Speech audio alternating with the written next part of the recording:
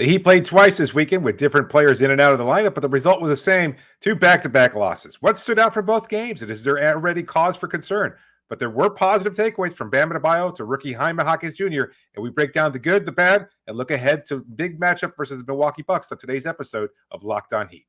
You are Locked On Heat, your daily Miami Heat podcast. Part of the Locked On Podcast Network, your team every day.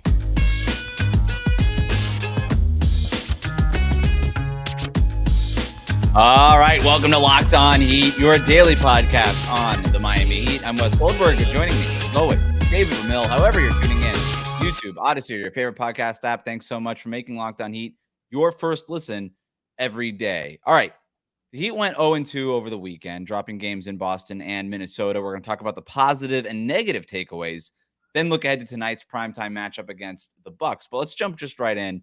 The Heat lost to the Celtics 119-111 on Friday. Then they lost to the Timberwolves 106-90 on Saturday. Again, positive and then negative takeaways, David. We're going to start with the positives here on the Sunday night / Monday morning, depending on when you're listening to this.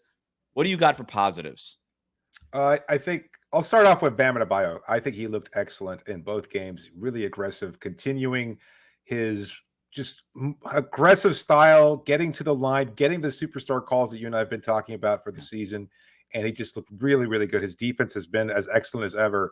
But to see him kind of continue, look, has this been years of fans clamoring for this? Last year was somewhat inconsistent. Yeah, he only had 19 points against the Wolves, but overall just so hugely impactful. And again, I think he's still just shown much more comfort. And I think it was brought up in the broadcast, but you and I have said this again many years for now, that whenever Bam Adebayo faced taller centers like Karl Anthony Towns, and especially a defender like Rudy Gobert, those were the games where he kind of would wilt. He maybe not necessarily be as aggressive, struggle with his shot. That was not the case against Minnesota on Saturday night. He was comfortable. He took the avenue when it was open to him in the lane, was able to score at will at the rim. If the shot was there from the mid-range, he took it. Even wound up taking a three-point shot, and I think that was a real positive too.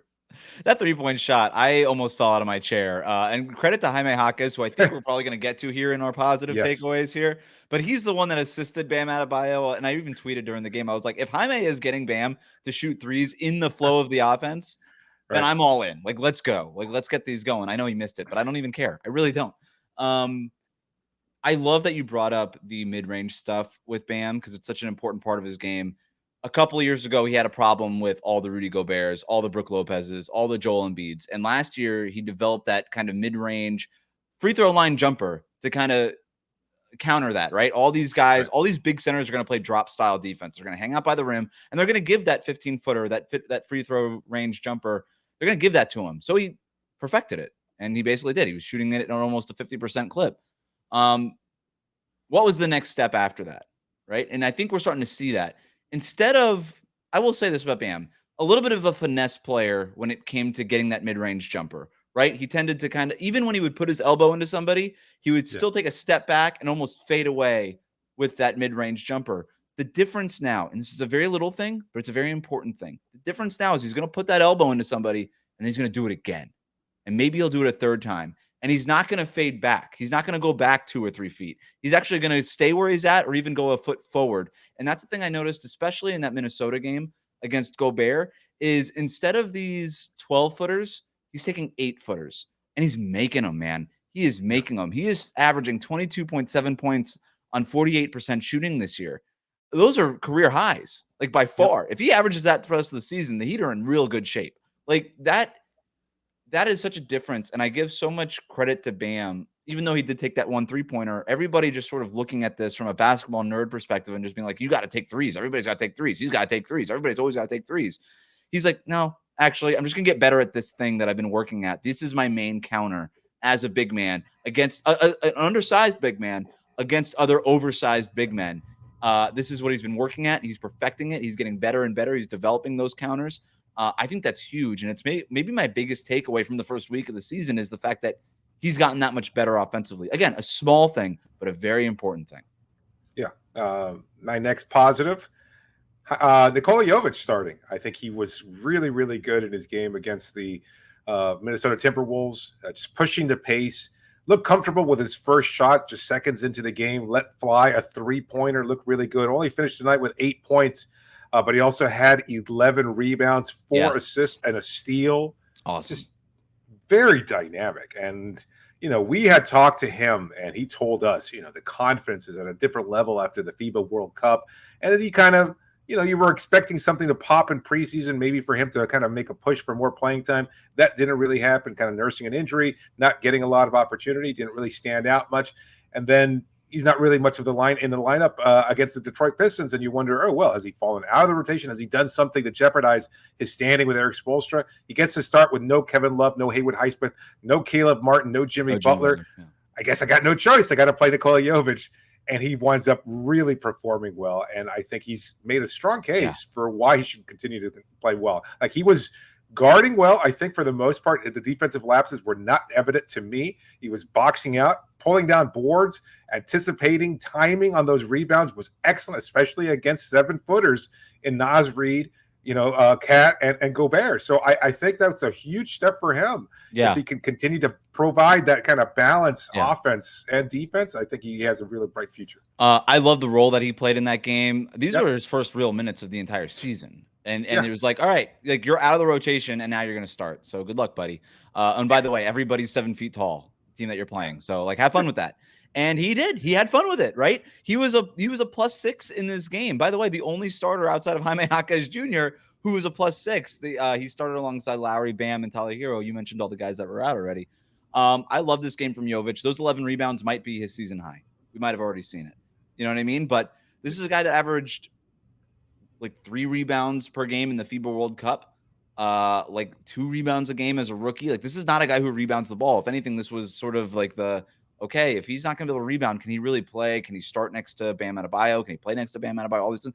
11 rebounds is huge. I love the role that he played because those 3-pointers that he took, 2 for 4 from 3-point range against Minnesota, all in rhythm of the offense, all catch and shoot stuff. Don't ask Jovic to do too much right now. He's a very talented player, but if he's basically that 3rd, 4th option, just kind of getting those kickouts, making those open threes. He had some nice cuts to the basket, the rebounds, like you mentioned, like, do that stuff. And then the assists all came sort of like in the cyclical sort of function of the offense. All right, pass. All right, now I'm passing it. I don't think he really did anything to necessarily, like, quote unquote, earn those assists. It's not like he's running the high pick and roll, driving to the middle of the teeth of the defense and then kicking out the shooters. But I don't really care. Like, I don't want him to do that. I just want him to just be in the offense, be a cog, but also be a dynamic cog. And I thought he was, to your point, a very dynamic cog. Defensively, there were some times I noticed, like, guys, even like Jaime Jaquez, honestly, was like kind of pointing them in the right direction. He kind of got his feet tangled up a couple of times, but that's okay. I don't really care about that stuff because I know the more he plays, the better that stuff will get. It is interesting that he's not part of the normal rotation when guys are healthy. I don't really know what the answer to that is. I guess that's a sort of separate podcast that we'll probably have to do in these next few weeks when we start to see what a healthy rotation looks like. And I don't imagine Nico is going to be a part of it just because of numbers. But I was impressed with what we saw from him in Minnesota. Do you have any other positives? I think you've hinted at it a couple of times, and Jaime Jaquez is just continuing to provide a spark. He looks good. He gets the horn, man. I'm all in. I am all in on Jaime Jaquez Jr. as a real rotation player. Are you all in with me? I'm getting there. I think, between him and Jovic both. I wanted to play the horn twice, and that getting there is not a horn. That's not a horn answer. It's not horn worthy. I like both of them, and I wonder, like, we're talking about different potential rotation lineups and things of that sort. Like, I mean, their fast-paced lineup with him and Jovic out there, that could be a real possibility when you really want to push the pace and everything, because both of them do such a good job pulling down those boards and just, they're gone. They're not waiting. They're not stalling. No Kyle Lowry look-aheads. No Jimmy Butler slowly walking the ball up. It's just immediately kicking into transition, and it got Minnesota off guard a number of times. So I wonder if that's something that Spo will try to incorporate more often. The Jaime thing that I love, too, is they're running that UCLA set for him where he gets the ball. And I'm just calling it the UCLA set. I don't know, like, basketball terminology enough to tell you what sets are called what. But I'm calling it the UCLA set because he said he ran this set at UCLA, and that's enough for me to make it a nickname. Where they give the ball, they just, like, dump it to him in the low post. And then you've got Duncan Robinson curling off. But usually it's a Thomas Bryant. A couple times it's been Bam, a Thomas Bryant screen. And then he either decides to kick it out through a passing window to Duncan for a three-pointer, or if that's not open, just take it himself against a mismatch down low and just use that footwork and that post game and the pump fake that we've talked so much about already to his advantage and go and try to get a bucket that way. I love that they're running that for him basically every game now. And then the cuts against Minnesota, like just so well timed. I mean, this guy is like ready to go out of the box, NBA rotation player. I'm all the way in. He just does stuff. You know, David, I love guys that do stuff. It's my favorite basketball skill is doing stuff. There's a lot of basketball players that don't do stuff. They just react to stuff happening. He does stuff. And I think that's huge. And I think the Heat need more people that do stuff. Speaking of doing stuff, Tyler Herro doing a lot of stuff for better or for worse. Wow. You and I are very split on this. And I don't know that's shocking that it's that shocking to longtime listeners of us, but we're going to have our Tyler Herro debate coming up after this. Today's episode is brought to you by PrizePicks. Daily fantasy sports made easy. It's so simple to play. You can make your picks and submit any entry in less than 60 seconds. Quick withdrawals, easy gameplay, and an enormous selection of players and stat types are what make PrizePicks the #1 daily fantasy sports app. You just go against their projected numbers and you make your picks, and if you win, you cash out. That's it. It's that easy. PrizePicks offers weekly promotions that could lead to big payouts like Taco Tuesday. Each Tuesday, PrizePicks discounts select player projections up to 25% to provide even more value. So make sure to download PrizePicks.com/LockedOnNBA. Go to PrizePicks.com/LockedOnNBA. Use the code LockedOnNBA for a first deposit match of up to $100. That's go to PrizePicks.com/LockedOnNBA. And don't forget to use the code LockedOnNBA for a first deposit match of up to $100. PrizePicks, daily fantasy sports made easy. Can I just say, I told everybody on this program last week, take Tyreek Hill, his projection at 89.5. I said bet on him beating that projection. 112 receiving yards against the Patriots. I told you then it was free money.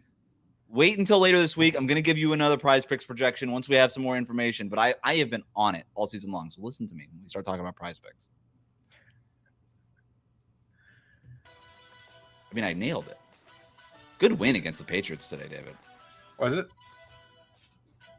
I mean, was it not? 31-17. Yeah, it got a little heated in the end there, but it did. That injury is still waiting on news on that. Thanks for making Locked On Heat your first listen every day. Make sure you are subscribed on YouTube and on your favorite podcast app. All right, we're going to dive into the negatives here, although I find this as a positive. You and I, before we even started recording here, just peel back the curtain on this thing, are already disagreeing on what it is that Tyler Herro is doing this season. And I know that this is a hot topic on Heat Twitter and all these things, and everybody's got a platform and something to say. I mentioned doing stuff. This Heat team so desperately needs guys to do stuff. You know what? Before I even get into my spiel, you tell me, why is this a negative? Because we're getting into the negative takeaways from the weekend. We already hit the positives. Bam, Jaime Jaquez, Nico Jovic. I would throw Tyler Herro into that positive, but you're lumping him into the negatives. And I think a lot of our viewers, a lot of our listeners are also viewing what Tyler Herro has done through 3 games as a negative. I'm going to give my counterpoint in a second, but you go ahead. Just lay out your case. And for all the David heads out there, give me the case. I don't even know how. There is no positive case to be made. Like at this point, you sound awfully Stanish when it comes to your takes on Tyler Herro, because I understand somebody's got to take those shots, but you don't have to take those shots in particular. And that's the problem with Tyler, is that he's taking these shots. Now I rewatch a lot of them. They don't seem on the surface to be bad shots, but if you're looking at them in context of the game, they're rushed on some occasions. They're open, perhaps, but that doesn't mean that there isn't a secondary option that could be a little bit easier. He's looking off Thomas Bryant, who was basically scoreless in his opportunity against Minnesota. He's looking off other players to look to get them going as well. And I think more importantly, he's not drawing contact and he's not getting to the line. I said this against the Detroit Pistons, and that was evident against the Minnesota Timberwolves as well. He had a bounce back game of sorts against the Boston Celtics. But I think overall, he's just has continued to take a lot of shots and he's not getting to the line. Now, my problem is that when it comes to Tyler, because of his lack of physical gifts or tools or whatever you want to call it, the overall lack of athleticism, when he gets those open shots, he has to take them so quickly. At least that's his mindset. But if he just takes it a half step slower and waits for the defender to get there, I think he would be able to draw contact much more easily, especially if, as we've seen many NBA players do, lean into that contact, absorb it, and then Flop if you have to. Sell the contact. Grunt. I don't care. Do something to make the referees put the onus on them to make those calls, because that's what we see Jimmy Butler do. We still see Kyle Lowry do it, and he's 105 years old. We still see all these guys do it so effectively, and I hate that I'm calling for this, but Tyler, if you're going to shoot 34% or worse for the year, at least get to the line 6 or 7 times per game. That's just, there's no excuse for what he's doing out there if he's not going to be able to at least balance the scoring out to some degree. His scoring is woefully behind everybody else that's leading the league in field goal attempts. He's leading the league in field goal attempts through 3 games, and his scoring is well behind the next people in terms of like where he ranks. In fourth, I think he's 4th overall in field goal attempts per game. Might be okay. Fourth. So way too high. De'Aaron Fox is 3rd, is way above him. Luka Doncic, who we know gets a lot of calls, well above that, leading the league in points per game. Like, these are just things that Tyler should be doing more effectively, especially now as he's entering year 4 of this experiment, year 5. Like, I mean, he's got to be doing better. Like, I mean, I know this is his 5th year. He's got to be doing better. Like, that's all there is to it. So, I understand that he should be shooting better than 37% overall. I get that, and he's only averaging 1.7 free throw attempts per game. He's also not getting calls. To your point, should he be flopping a little bit more and stuff like that? I guess maybe that's the next level of this. But I want expectations to be fair of Tyler Herro, and he shouldn't be asked to do what Damian Lillard was supposed to do for this team. And unfortunately, this team needs somebody like Damian Lillard. And Tyler Herro, I think, has taken a leap. I have noticed a difference in his game that's better than what it was the last couple of years when he was averaging 20 points per game. I think he's a better player right now.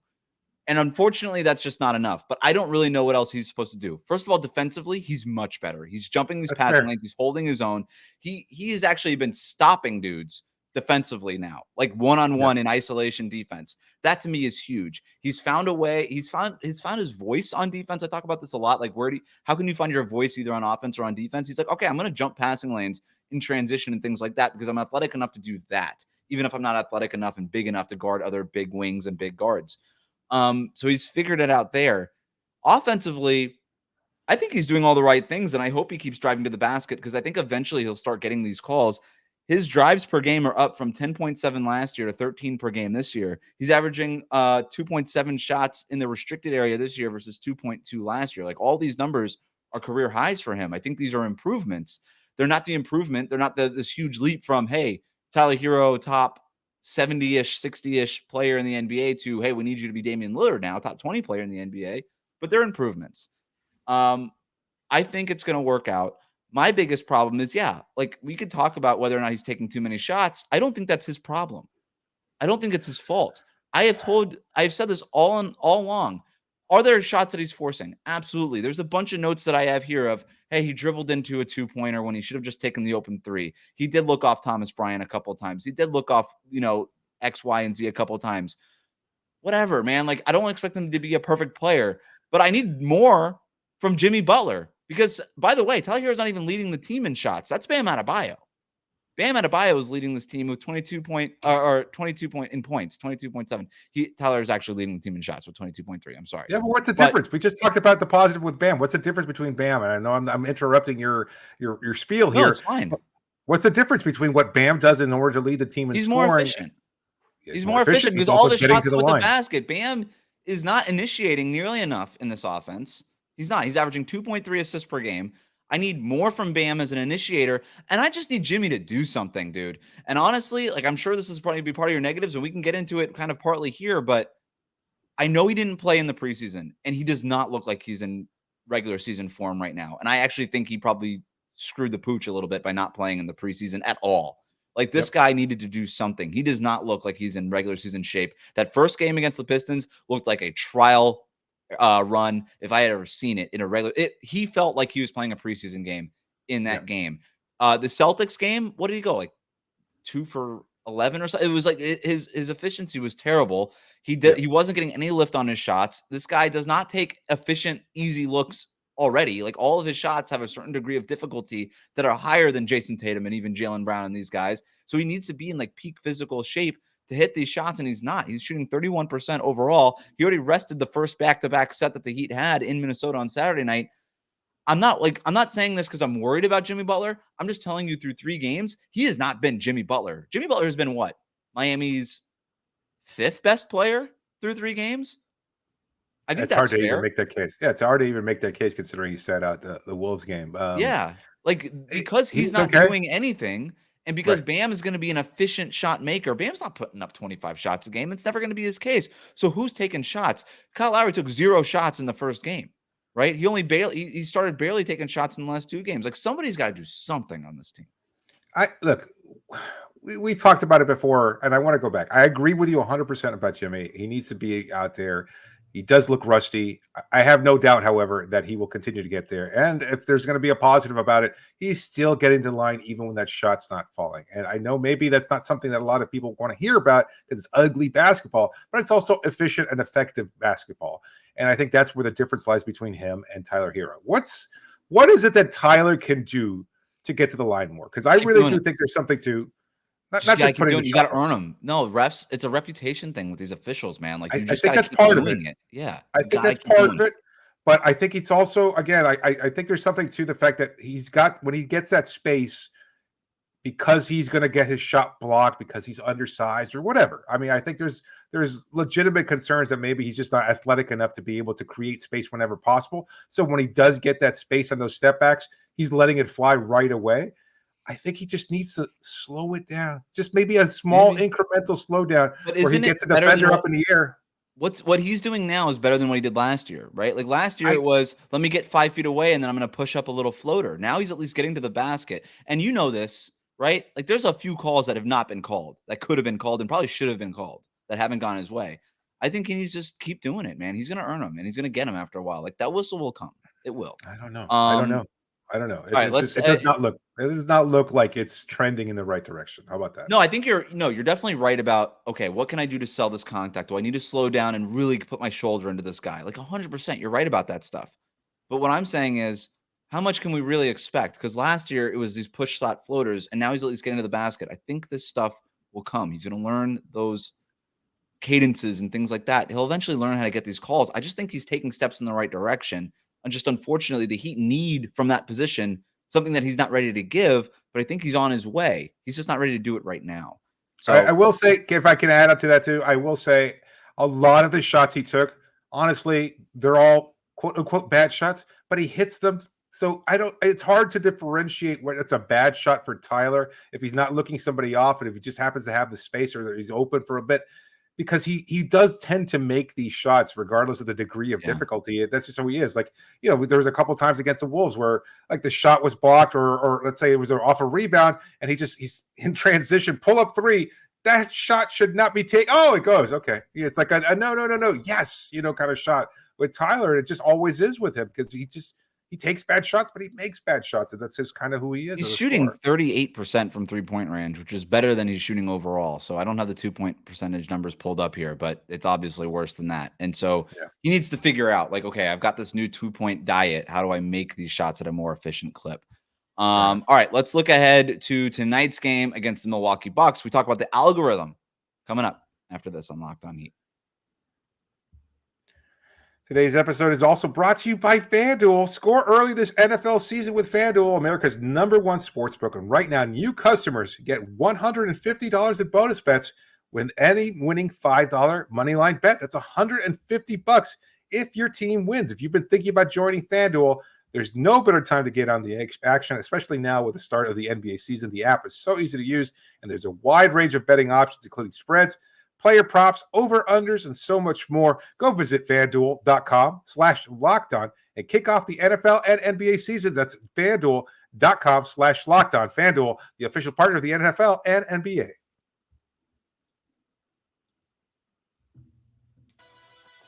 Thanks for making Locked On Heat your first listen every day. Hit that subscribe button on YouTube. Follow us on your podcast app. We will be back Monday night with a recap of this big game against the Milwaukee Bucks.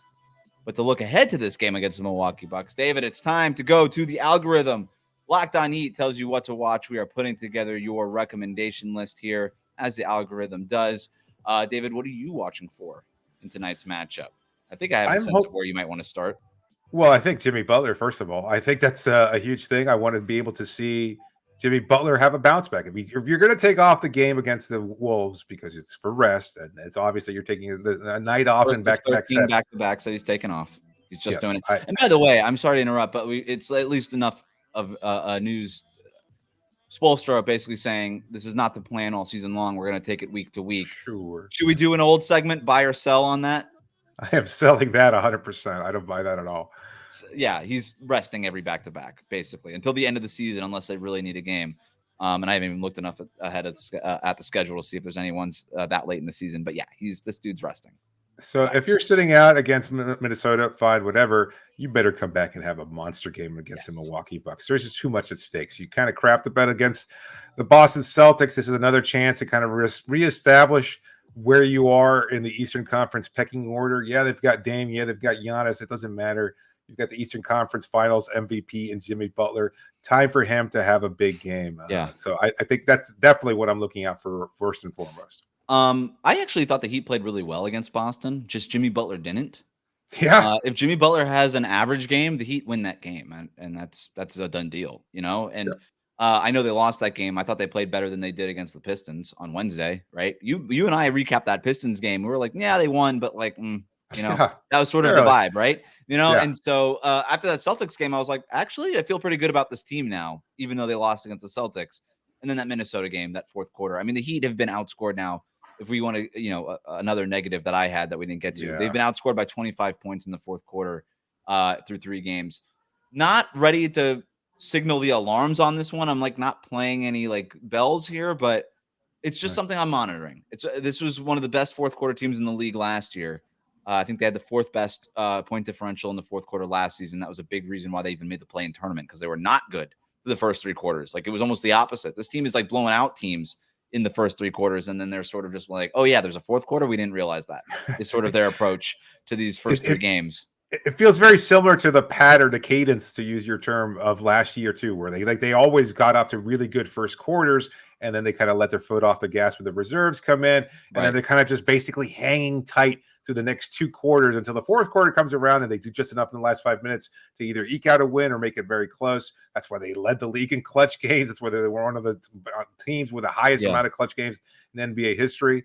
I think, unfortunately, it's still going to repeat in terms of like the pattern for this season. Well, the good news is that the second unit is better than it was last year already. That is a good point. And so and they're going to get guys back. Like Josh Richardson hasn't played. Haywood Highsmith has not played. Caleb Martin has only played 1 game, and he was very clearly not ready to play, and that's why he missed the next 2 games. So they're not going to rush these guys back once they're healthy. I think it'll be a little bit better. Again, not sounding the alarms on that fourth quarter thing, just something I'm looking at. It's been too small of a sample size right now to make too many huge takes from that. But in terms of what I'm watching for, Jimmy Butler, back-to-back, you rested, come back, play better, first-round matchup. You know they're going to come at home ready to avenge that first-round loss. There's going to be a lot of energy in that building, and a lot of energy from Giannis in particular. They need to match that energy in a way that I'm not sure they've had so far this season, especially from particularly Jimmy Butler. The other thing I'm watching here from a tactical standpoint is that dude that was supposed to be on this team. How do they guard Damian Lillard, right? Like that Damian Lillard, Giannis pick and roll. I don't know how much Bucks you've watched early in the season. I've watched both their games. I think it's a little clunky. It's working because they're both super talented, but it's still a little clunky. That's something that they're going to be working on in Milwaukee for all season long, right? Between now and April, they're going to be working on this 2-man game, building that chemistry. We obviously remember Damian Lillard taking over in the first game with that game-clinching 3-pointer against the 76ers, 39 points in his debut. How are the Heat going to guard that 2-man game, that pick and roll that is supposed to eventually be unstoppable? Bam Adebayo, in particular, I think is the guy to guard this, because he could switch onto Bam or he could switch onto Dame, and I think he'll be just as good doing either one. Put him in the middle of that, and I think the Heat actually could blow some of those actions up because it's still sort of in its clunky phase and they're figuring it out. If they could sort of disrupt that thing early on and kind of grind the gears of that pick and roll, I think the Heat have a real good chance of winning this game, and that's probably their best chance of doing it. This game comes down to Bam Adebayo doing like defensive player of the year stuff. And by the way, David, this is where the defensive player of the year campaign starts. You get the narrative of, hey, I'm going to lock down that dude that was supposed to be my teammate, and I'm going to lock down the guy that might be the best player in the NBA right now in Giannis. I'm going to disrupt this vaunted pick and roll that everybody's been talking about. I'm going to do that. This is where it starts. Is there any chance, I don't think that we've heard any updates other than, just they're still out, but is there any chance that Caleb or Haywood or Josh might be available. Of those three, I would say Haywood might be the most likely. And Caleb probably, I think. Probably. You think he'll get okay. I'm also looking forward to seeing, honestly, Jaime Jaquez and having. I'm sorry, I don't think Haywood is just to finish that up. I don't think the Haywood Highsmith thing is happening. It's not been 2 weeks yet. I don't think. Hasn't it? No, is it not? I'm so bad. Yeah, I think it was a week. I think it was the day before. Remember their home game was Wednesday, and I think we might be like right. We might be right there. Mark. They might save him from when he comes home on TBD. Wednesday, but yeah, it'll probably be that Wednesday game. To your point, that's a good point. But we'll see. Yeah, to your point. I want to see. Look, they're getting beat right now by the Hawks as we're recording this. They're down 17. So the clunkiness in that offense is certainly there. But we know what the Hawks are like. They're fast. They're young. They want to get up and down the court. Quinn Snyder's got them going at a pretty high level now that he's got a full season and a full offseason to work with that team. I'd like to see some more of that kind of fast pace to kind of challenge the Bucks a little bit. Now they're also missing Chris Middleton in this matchup against the Hawks. He'll be playing on Monday against the Heat. Right. I wonder whether or not somebody else on the Bucks might sit out, whether or not Dame might sit out. I don't know. That seems kind of unlikely. I don't know if they'll rest Giannis or to prevent any. This will be the first time the NBA comes down and it's like, okay, we had this rest policy in place. Like this is a big matchup, right? This is ESPN, isn't it? Yeah, but people are upset because of Joel Embiid, like the home opener in Philadelphia. And he's sitting out tonight. So at what point do the players kind of force the NBA's hand and somebody's wrist gets slapped just enough? Because I don't know. We haven't seen it yet, but it feels like it's coming. It's starting to kind of blow up, especially after, we saw Bradley Beal miss the first couple games for the Phoenix Suns, and that was kind of anticlimactic. Yeah. And I think a lot of people are starting to already go, oh, what's this new policy? It's not really working. People are still sitting out games. And I think we're going to see something happen. So I don't know who's going to be out there for the Bucks, but for the Heat, if they get somebody back to provide a little spark, that'd be great. But otherwise, with the young players that they have on this bench, I'd like to see them again push the pace, do what they can to create transition buckets, kind of try to get away with some easy baskets without letting Milwaukee's defense settle in and things of that sort. And if nothing else, attack Dame, get him in pick and roll all day. Yes. Try to do what you can to force him into a foul, get him out of the game if he's available, if he's playing. Quick note, it's not a nationally televised game. My mistake. But Tyler Herro, I expect him to also have a big game. He's been looking forward to this Milwaukee series. Right. Obviously, he's from Milwaukee. No, I'm just interested to see, okay, is it going to be like, let me take over or let me feed to Jimmy, let me feed to Bam a little bit more? And I need Jimmy to do more here, to take more off of Tyler Herro's plate. I understand that Tyler's job here is to take more off of Jimmy Butler's plate in the regular season, but the balance, the percentages just haven't been right so far. So they got to figure that out. The Jimmy Butler, Tyler Herro, my turn, your turn offense, it just hasn't worked right now, and they need to hash it out. And that's another thing that I'm looking for here too. All right, we will have a recap for you after tonight's game against the Milwaukee Bucks. For now, thanks for making Locked On Heat your first listen every day. Hit that subscribe button on YouTube. Follow us on your favorite podcast app. You are Locked